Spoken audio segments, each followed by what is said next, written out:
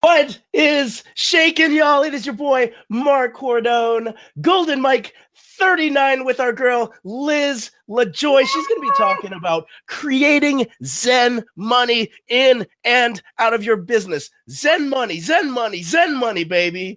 So, I'm curious to hear what you have to say, Liz, about Zen money. We've got a whole bunch of people up in here already. Stacy is saying hi. Ritu is saying hi. I know all these people. We got our boy Sharuk, who's already asking questions. Sharuk, it's not Q&A time. It's introduction time, Sharuk. We'll take it whenever. We'll just weave them in. Questions whenever, Sharuk. It is good to see y'all. My name is Marc Cordone. I'm a positive psychology coach, which means two things. I ask you, are you feeling good? And are you living in full purpose? So Liz Lajoie, are you feeling good and living in full purpose today? I think I am today. Some days are a little harder than others for all of us, but today is the day. That is fantastic. Callie Cummings is coming in saying yo with the freestyle flow with us this morning. So for those of you who are watching the live or the replay, if you're feeling good and living in your full purpose, let Liz and I see some hearts. How do you make your hearts beat, Liz?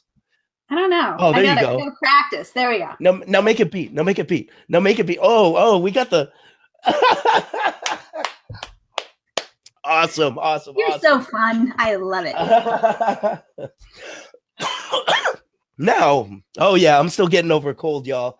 So now if y'all are like, oh my God, it's Tuesday, I do not want to hear Cordone screaming at the top of his lungs. I am not feeling good and living in my full purpose today, and I don't want to hear anything more about it. That is cool too. Your heart beats just as much as everybody else. It's part of the ups, downs, and all arounds of life, people. Jorge's heart is beating. Jorge, good to see you, brother. Callie's heart is beating. Good to see you, Callie. Just give us a thumbs up. Let us know that you're getting by. Let us know that you're pushing through it. Yes, I will be getting well very soon. I'm taking naps in between my clients today. So give us the thumbs up. Now here's the final piece. Here's the final piece, y'all. If you're feeling optimistic about the future, if tomorrow is a brighter day for you, if you know that the Zen money is going to rain down from the heavens for you, give me a big old wow face. Liz, let me see your wow face. Is that a good enough wow face? That's a fantastic wow face. Let's see y'all's wow faces if you're optimistic about the future, especially when it comes to Zen money. So we're going to get into that Zen money in a little bit. Liz, you're the author of 2 books. The latest one is the Zen Money Map, and the one that came out before that was From Zero to Zen. And we've got some giveaways when it comes to From Zero to Zen and the Zen Money Map. So stick around, y'all, and we've got some cool stuff. Jenny Wiley, it is good to see you here this morning, Jenny. Still pushing through this cold, y'all. So stick around for this Zen Money Map, these books that you can get for free. But Liz, before we even get into all of that, what's your story, sister? Man, well, you know a little bit, but we'll go back to it. So, I get to work with awesome people who are working online like you are and help them get their money shit figured out. Can I swear? I think I can swear, right? Too late now. And that means really getting clear on where we want to go and how we want to get there in a way that feels good, because so many of us have a little bit of angsty stuff around the money, whether we admit it or not. And when we get into business, it explodes on us. So I started working with people. My background is in small business management around people who sell their brains for a living, right? So I used to work with people with letters after their names. You and I have talked about that a lot. But this idea that we're not selling widgets, we're not, have a storefront and things like that. It's a kind of a particular kind of business. Yep. So that's what my background, where I grew up around business management, came in. And then I started working in the online world and realized that the money piece of it was really hard for a lot of people. So talking about it is hard. Figuring out what you need to do is sometimes tricky. That's what my first book is all about. And then getting really clear on where we want to go. Sometimes we need a little help with that, because stuff that happens in our personal life around money, like we have some gremlins in the closet, tends to translate to our business. And it can kind of spiral out of control as we're starting to grow. So, sure. Now, whether it be little Liz or not so little Liz, did you ever struggle with sort of the money gremlins yourself? My God. I still do all the time. Oh, really? Don't we all? Yeah. I don't know. I have no idea if we do, if we don't. I feel like a lot of us do deep down somewhere in there. Yeah, if you told me, 10 years ago that this would be the work that I was doing, and specifically around not only money management and the how-tos, but also the mindset work, I probably would have laughed in your face, because I didn't see myself that way. Well, you laugh in my face 10 years later anyway. So. No, but it's like, it's warm and endearing laughing. Like we're laughing in each other's face, right? It is warm and endearing. So 10 years ago, what was the trajectory you thought you were going on if it wasn't this money management piece? Well, I was doing money management as part of my role as a partner in a local engineering firm. So I was responsible for everything. I was the and everything else partner. So I had engineers and surveyors as partners, and I was, responsible for everything else in the business. Part of that was money management. And I thought that that was my dream job and I was going to be there forever. But along the way, and you know this a little bit, I managed to contract Lyme disease, and we didn't know what it was for about 3.5 years. And so I had this chronic situation going on that was undefined, and I had a lot of health stuff happening that meant that I really couldn't show up at that table the way I wanted to. Yeah. And so I needed to make some changes, and moving into this online world, and particularly helping money from a CFO standpoint, was something that allowed me the flexibility to do what I needed to do in my personal life. So 10 years ago, I was going to stay a partner in my firm, and that was going to be, my career. But things shift and change for the better. And now this conversation is really the important conversation, I think. Yeah. Can you believe it now? 10 years later, you're talking to some random Asian on the internet, bro. So fun. So much more fun. It's so much more fun. So much more fun. So talk to us a little bit about some of these things that you see in terms of like people dealing with the gremlins. Like how are those showing up nowadays?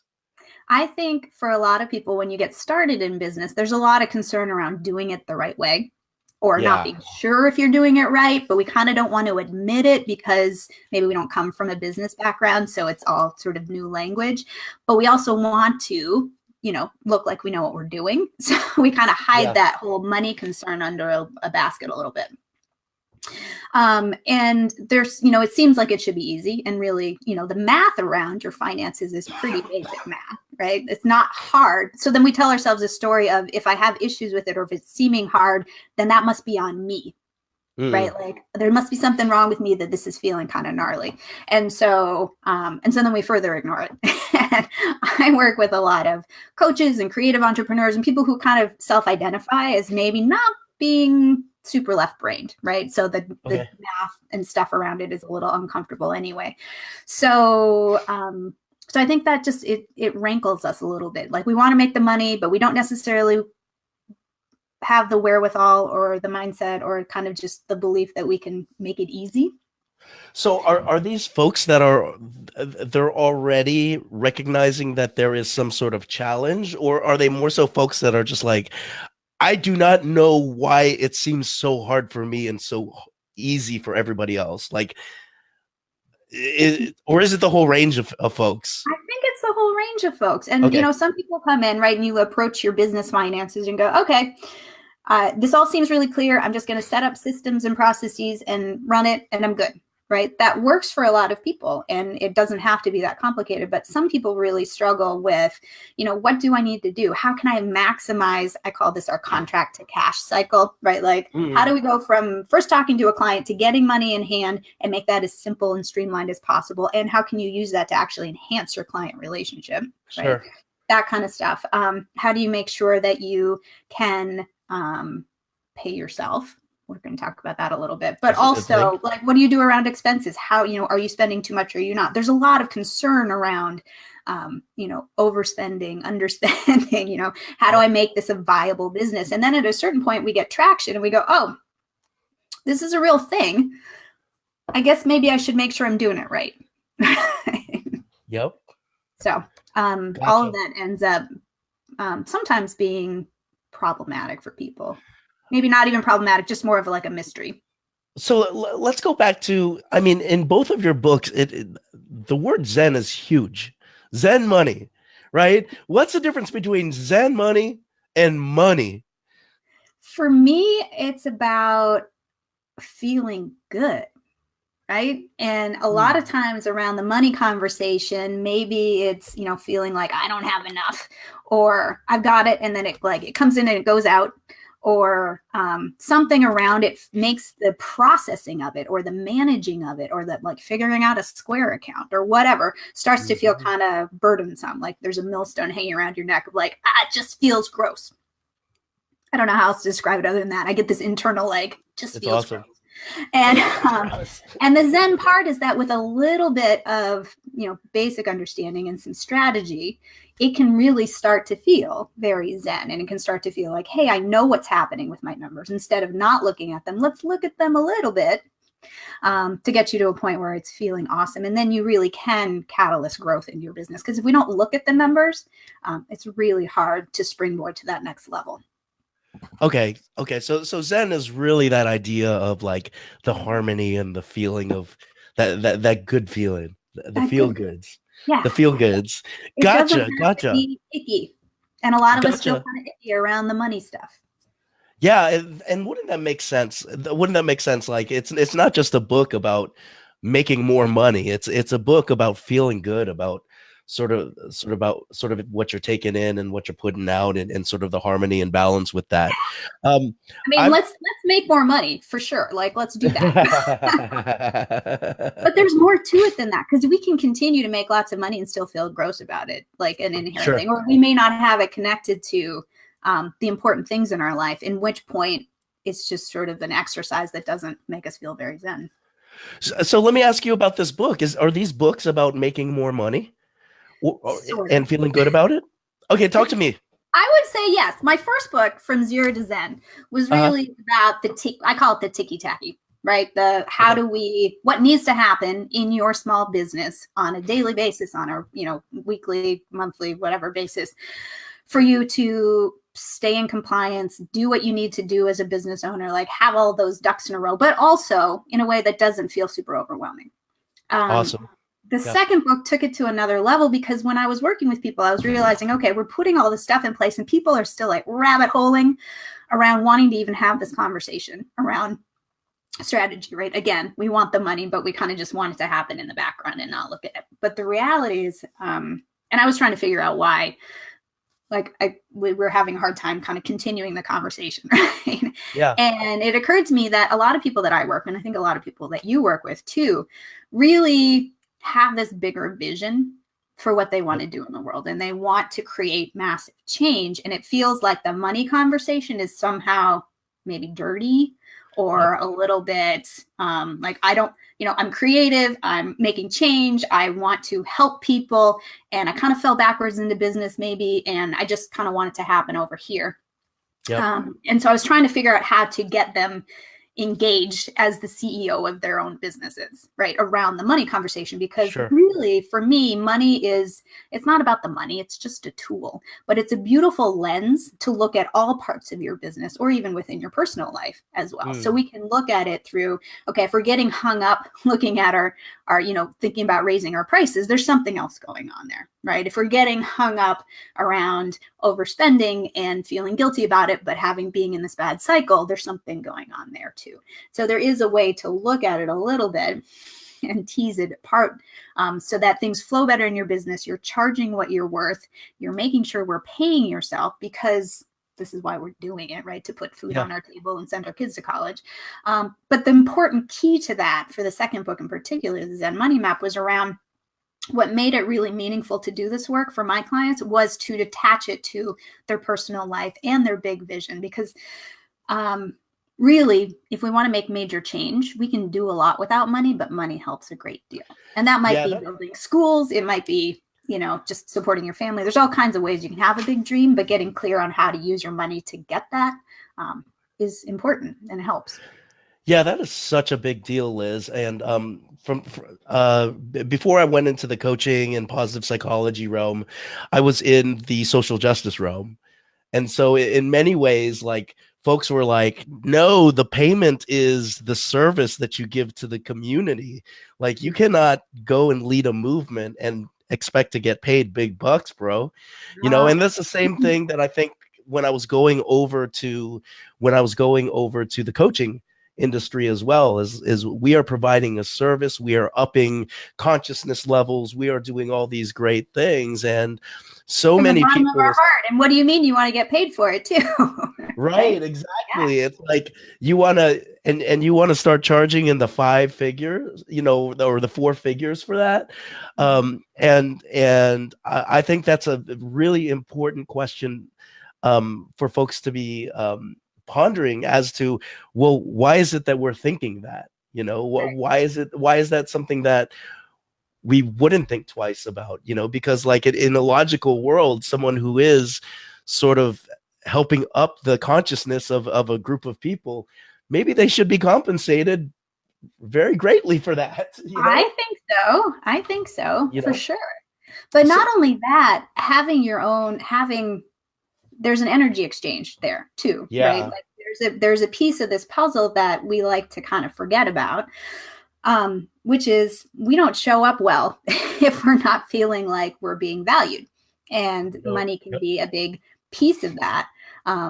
It isn't the only piece, obviously, and it isn't the only part of your business that needs to be looked at. But as we know, what we pay attention to grows, and money is no different. So if we want to make money and do big stuff, we got to get really clear on what we need to do, when we need to do it, and get it happening in a way that doesn't feel icky. Using that word. Awesome. Well, Jane, it's great to see you here today. And Aisha, great to see you here as well, Aisha. Congratulations on your book, Aisha. So you've been repeating like 4 things over and over and over again. Get intimate with your numbers. Give your money a job to do, get clear on how you can pay yourself, dream big, then make a plan. I've heard you say that a couple times already. Can we deconstruct that a little bit more and talk a little bit more about each point there? Yes, I would love to. What do you think get intimate with your numbers means? I think what does that mean to you? Get intimate with your numbers? I think just kind of an awareness of your numbers, sort of being clear on and keeping track of things. I don't know. Is that's what I think too. I mean, it can mean getting sexy with your numbers too. Like, numbers can be sexy. Okay, making love to your numbers. We'll get super excited getting intimate with our numbers. For me, it's really like both in and out of your business too, right? Because as I said, a lot of times what we're doing in our personal life translates, on a broader scale into our business. And it's really just paying attention to what's happening, how that's flowing in and flowing out. Is it trickling in and going out in a geyser? Is it or vice versa? Really helps alleviate any discomfort around the number stuff. Because so many of us, right? Back in the day when the bank statements would come in the mail, they don't anymore, right? You just take them and you'd stick them in a drawer because you weren't sure what to do with them. And was it okay to throw them away, or do you have to burn them? What do you do? These days we maybe just hide it in our inbox somewhere. But if we don't look at it, right, bad things happen. We go into overdraft. We don't know what's happening. We're not paying attention enough to see, are we actually making good choices around our numbers? So that for me is what get intimate is just look. Liz, more, why do you think more than once a year at tax time. Why do you think people don't look at their numbers? I think people don't look at their numbers because it's uncomfortable. If you look at your bank statement and the balance isn't as big as you'd like it to be, that kind of feels uncomfortable, right? If you look at your bank statement and you're noticing that, you're spending in a way that isn't exactly how you would want to, or, it holds up a mirror, really. Our money management, how we do things, tells us a lot about how we're living our lives. And that isn't always a message or, a vision that correlates with how we see ourselves. Sure. So sure. I think that's why ignorance is bliss, baby. Yeah. The problem is, again, it's hard to build a really good business without looking at it at least a little bit. Yeah, it's impossible to, right? Mm-hmm. So let's talk about this. Let's talk about this other piece, right? So what does it mean when you said give your money a job to do? Have you ever noticed how, like, if you have a fully stocked fridge and you go to the grocery store and you don't necessarily have a plan for what you're going to do with the food that you bring home, like, it just kind of, I don't know, you end up like snacking or doing whatever. You don't really utilize it in a good way. Totally. And then like half of it gets wasted. And all of the lettuce goes bad in your crisper because you forgot you had it. Like all of totally that. Goes right? bad.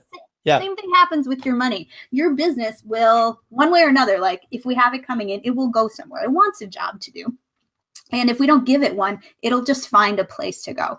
So a lot of times that might be, okay, I'll use an example, like for those of us who maybe have a Starbucks addiction, for example, right? Like that's an easy way to just funnel money out in a way that doesn't necessarily bring you a lot of reward. It does in the short term, but the long term, may not be exactly where you want it to go. I've had clients who are like, I didn't look and pay attention and I didn't realize that I was spending like hundreds of dollars a month on lattes, right? That's fine. I want you to be making that choice consciously, though. I want you to be like, I am choosing to give part of my money a job to do, which is caffeinate my body, right? Yeah. And I'm okay spending $200 a month doing it. Some people look at that and go, I could be maybe caffeinating my body from home for $15 a month and put the rest of it somewhere else. So that's where the planning piece comes in, where if we give our money as is coming in, particular jobs to do. So in our business, that's, we need to set aside for taxes. We've got business expenses happening that we want to make sure we're accounting for. We don't necessarily want to, it's super easy when you're starting, especially, I know you know how this goes.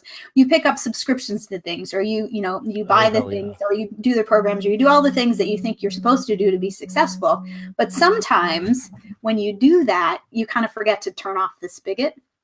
And that's where giving, saying, okay, I know I'm going to spend here now with a plan in place will get you a lot farther. Because if we don't put a plan in place, we'll just end up spending the money on more lattes. Yeah, that is such a dangerous thing when you're not aware of it. Because we're not aware. It just kind of happens. Because 6 months down the road, you have invested in like a $70 ClickFunnels here, and then something here, and then something there, and then some sort of, email program to get to your listserv. And then the next thing you know, you're using about like a third of them. And they're not all great ideas, all fantastic ideas. They just don't necessarily mesh well. And then money is, flowing. No, and like money is flying off the shelf. Yeah. Zen money, my Zen money. Your Zen money is going out the door. And you could be taking it and putting it in your own pocket instead. Oh, Zen money. Come back to me, Zen money. So giving your money a job to do is almost like you are assigning it worth, and this is what it will. This is basically the utility that it will serve. Versus just saying I have X amount and I mindlessly am going to go to Starbucks and I don't recognize that after my third belt, like that there's a problem, It's about decision making, really, because at the end of the day, we can manifest to our heart's content, but the reality is we have an X amount of money coming in, and we're hoping to grow that exponentially, of course.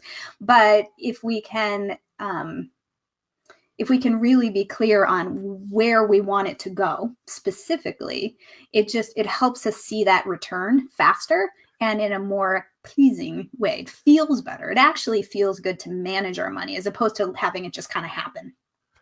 That is so cool. I picked up the third thing that you had said is getting clear on how you can pay yourself. Right. Talk to us about that. So I don't know how it went when you started your business, but for many of us, right, we're funneling money from our own pockets to build our business because our business isn't necessarily generating money. So we get into this cycle and there isn't necessarily a whole lot of money around to then take out of it. And so we can get going too far down the pike where we haven't really set up a system consistently to pay ourselves. And again, it's like we forget that this is why we're in business, right? Yeah, or if we're coming from this social justice standpoint, it's like, well, I'm not supposed to like make much money doing this important work anyway, so it's okay if the business just eats it all up. Right. But it's not okay. You're working really hard.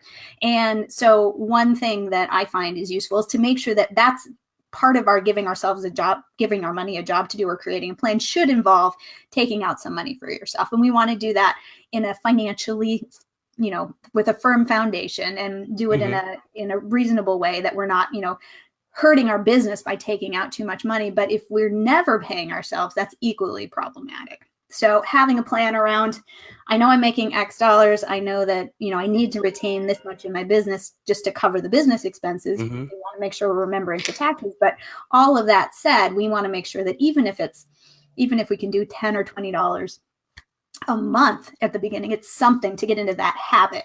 I have this story, if I can tell this story quickly. I had a client who is a super successful wedding photographer here locally. She was a friend of my sister's, and she does excellent work. And for like a decade, she wasn't sure if she was really successful or not because she really never looked at her money. And she was of the type of person who really was afraid to take money out.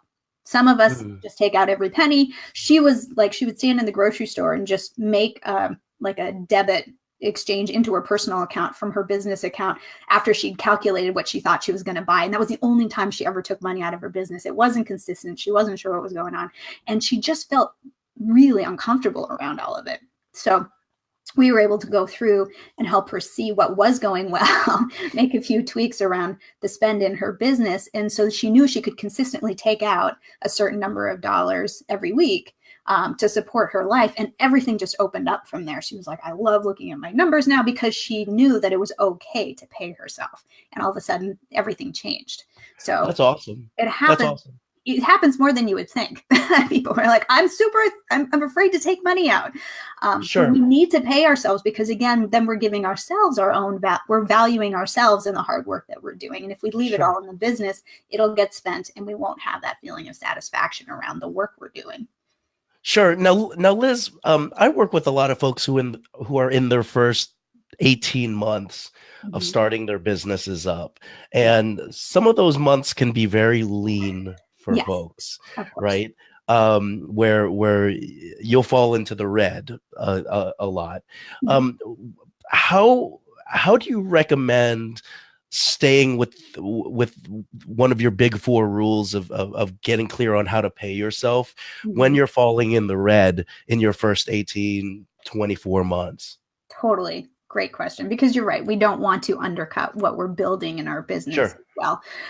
In that case, when I work with people at that level, it's maybe less about making an actual transfer of cash out to pay yourself and more about developing a really strong plan so that you can say, okay, we know this month isn't going to be awesome, but we don't want to lose sight of this, so that our plan is that, okay, we're not able to do anything this month, but maybe, if we hit these targets by next month, then we know we can take out $100. If we hit this next target in 3 months, then we know we can consistently take out 200, 300, whatever, right? With the idea that we're going to be growing that to a point where you are taking a salary, for lack of a better word, or you're able to take out enough consistently.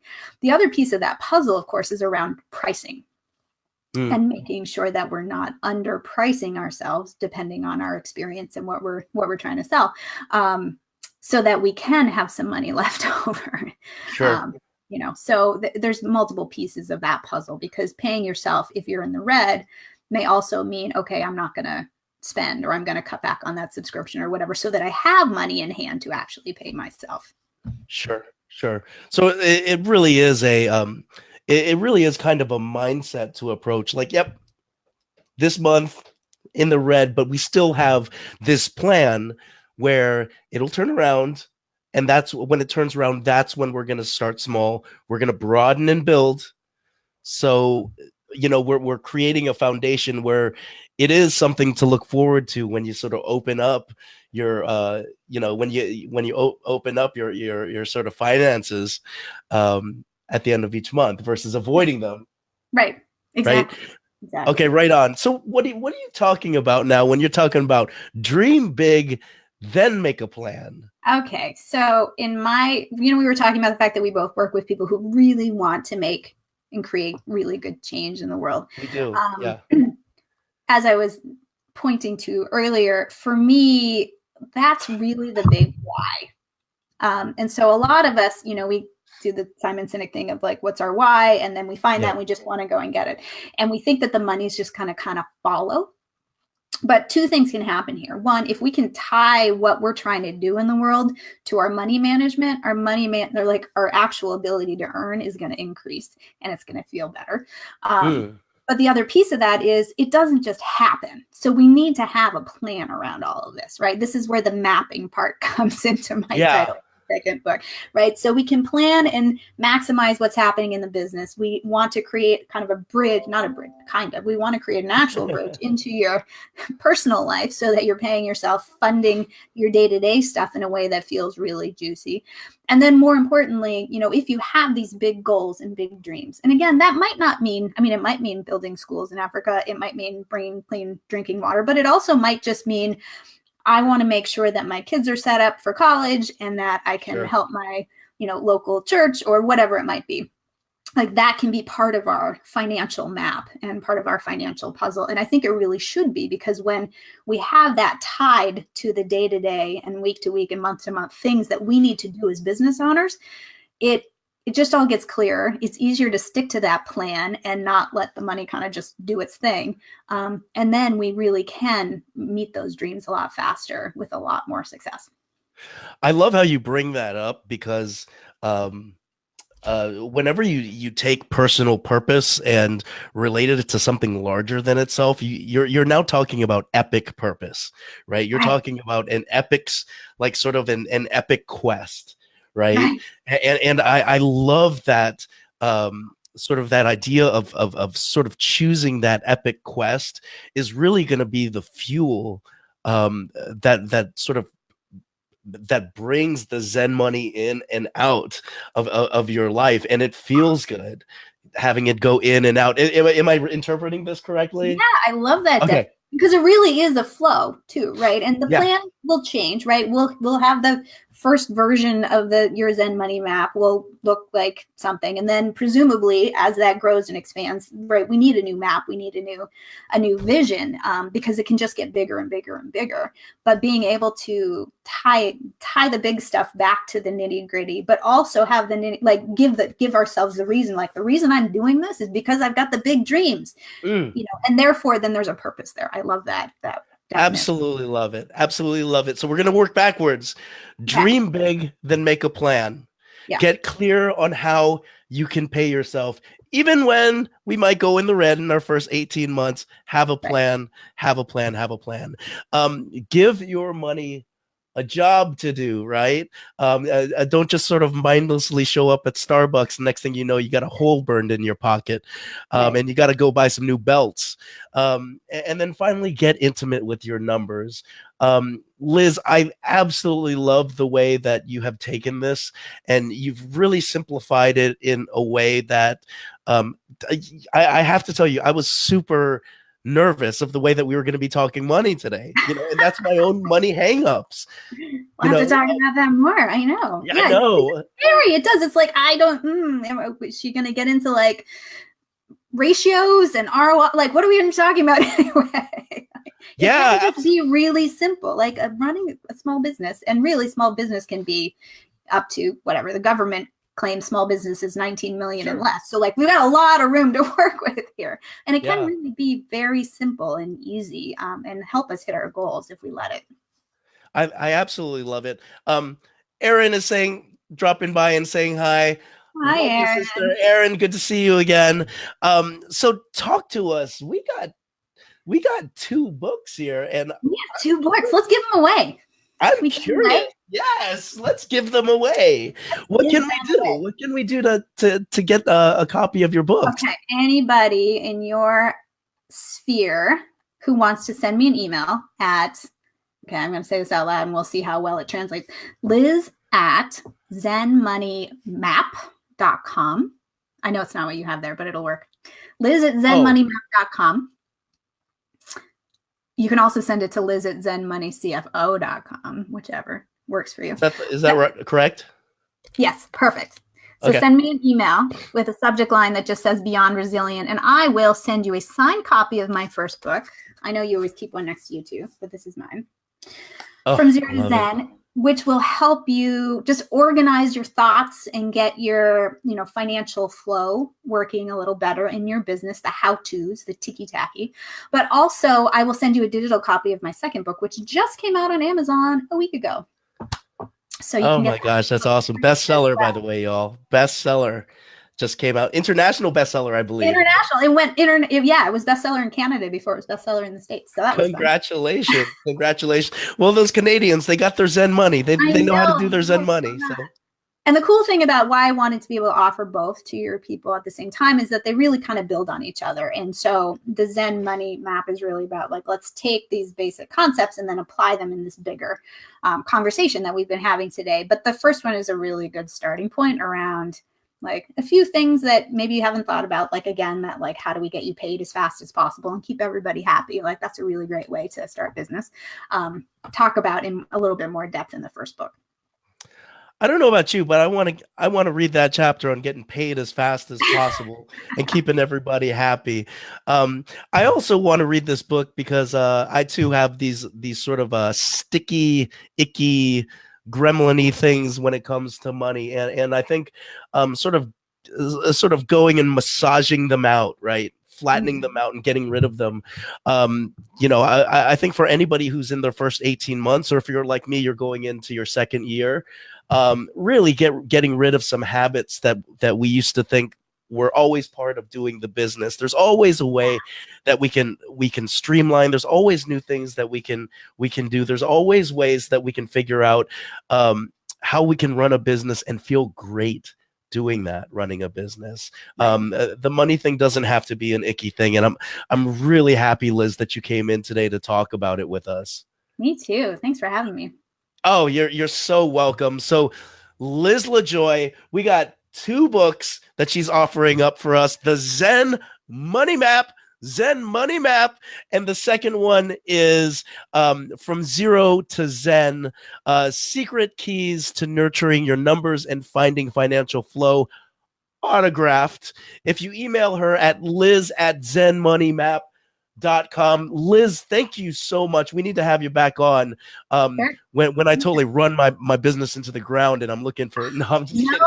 See, we're gonna get you all set up so that you can just catapult your let's catapult this baby. Catapult this baby. I'm just playing with you. Just being around you, and I have read parts of your book already, the first one, so I really recommend it. Liz, this is why it's called the golden mic, if you will. I want you to imagine, for our last question, a golden microphone is now coming down from the ceiling. Okay. Oh yes, it's coming down from the ceiling and it's stopping right in front of you. All those years of wisdom, all those years of working and not knowing that you had Lyme disease and doing all this stuff and writing books are now going to come to a head. And this golden mic projects to the entire world.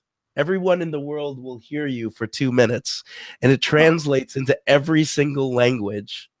So when I flip the switch, Liz, your golden mic is going to go live. So Liz, your golden mic is now live. Wow. 2 minutes is a long time to say one really simple thing.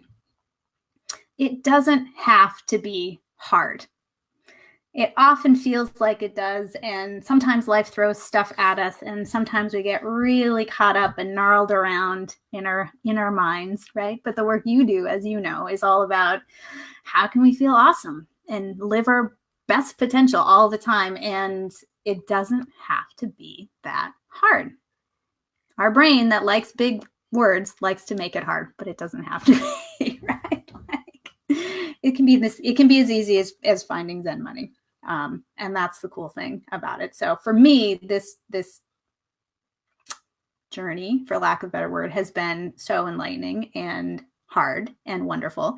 And I'm really excited to be in this place where I can continue to have this conversation with as many people as possible. Because it feels very Zen.